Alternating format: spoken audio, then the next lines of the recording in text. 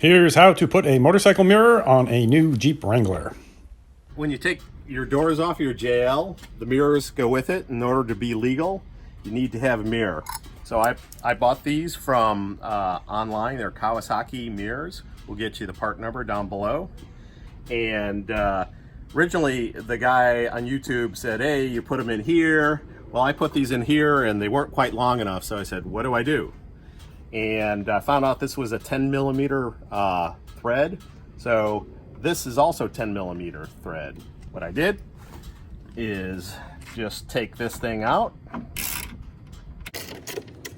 and then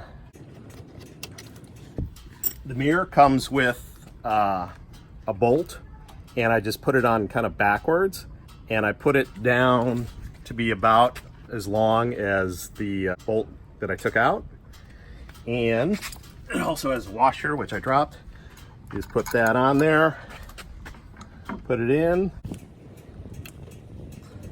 and get it to where you want it. And I think this is a 15 millimeter. When you get it close, just take open end wrench and tighten it up. That's it. Dunzo.